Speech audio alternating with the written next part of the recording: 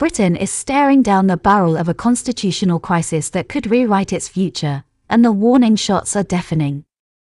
Just moments ago, the UK's top judge issued an urgent summons for an emergency meeting with King Charles III, a move so rare it sent shockwaves ripping through Westminster's corridors of power.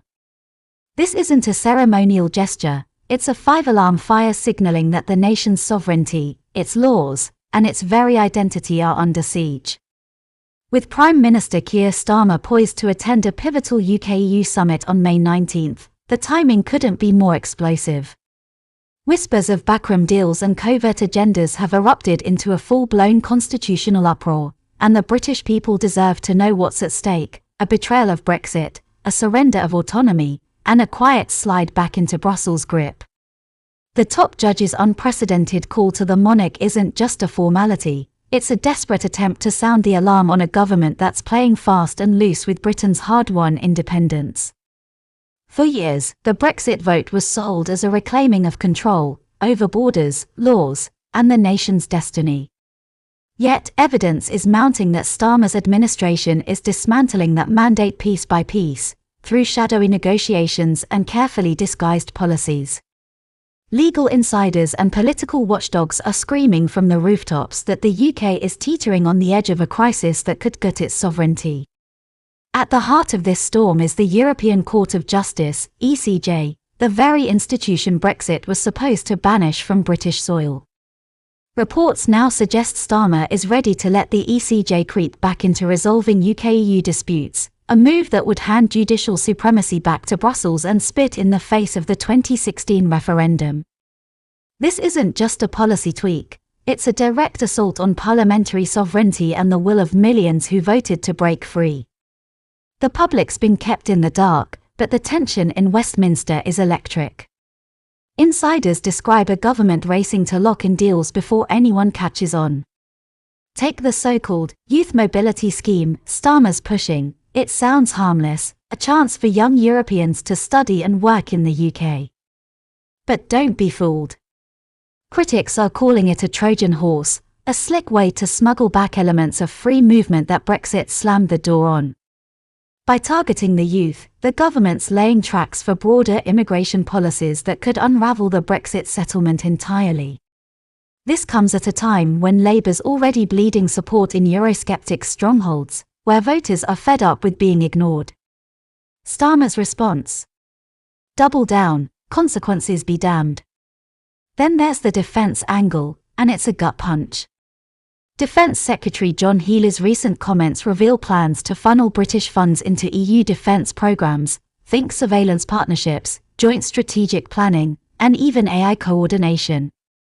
On the surface, it's dressed up as pragmatic cooperation, but dig deeper, and it's a slow-motion surrender of Britain's military independence. The UK could find itself tethered to Brussels-led defence structures, unable to make autonomous strategic calls. For a nation that prides itself on standing tall, this is nothing short of a disgrace. Patriots, military analysts, and constitutional scholars are sounding the same alarm. These aren't just policy shifts, they are a betrayal of Britain's ability to chart its own course. The judge's plea to King Charles III is a rare and chilling signal that the situation's spiraled beyond normal checks and balances. The monarchy, bound by neutrality, doesn't get dragged into political fights lightly. This meeting is a flashing red light that the government's actions threaten the very foundations of the UK's constitutional order. Palace sources confirm the mood is grim. Nobody's seen anything like this before. It's not about pomp or protocol. It's a last-ditch effort to pull the emergency brake before Starmer's agenda pushes Britain past the point of no return.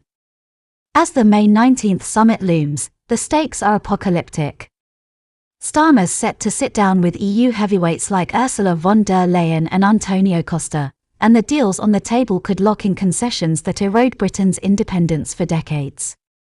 The ECJ's return is just the start. Legal experts warn that British citizens, businesses, and institutions could soon be answering to a foreign court again, stripping away the autonomy Brexit promised. The youth mobility scheme, meanwhile, is a stealth attack on border control, dressed up as opportunity. And don't forget defence. Every pound spent on EU programmes is a step closer to handing Brussels the keys to Britain's security. The public's waking up, and the anger's palpable. Opposition parties, legal watchdogs, and grassroots groups are rallying, calling out Starmer's stealth tactics for what they are, a calculated erosion of the Brexit mandate. This isn't about bold, transparent policy, it's death by 1,000 cuts, small concessions, and quiet agreements that add up to a de facto reversal of 2016. Voters aren't stupid, they see Labour ignoring their voices, especially in working-class areas where Euroscepticism runs deep. Starmer's betting he can ram this through before the backlash hits critical mass, but the cracks are showing. Dissent's brewing within his own party, with MPs and activists warning that this could torch Labour's electoral future. The summit's a ticking time bomb. Every agreement, every handshake, could formalise a step back toward EU control.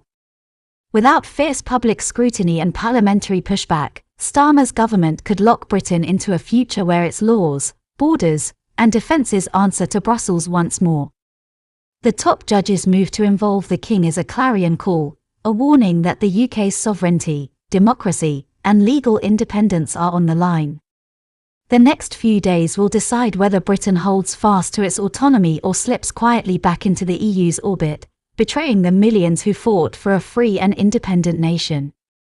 The battle's on, and the clock's ticking.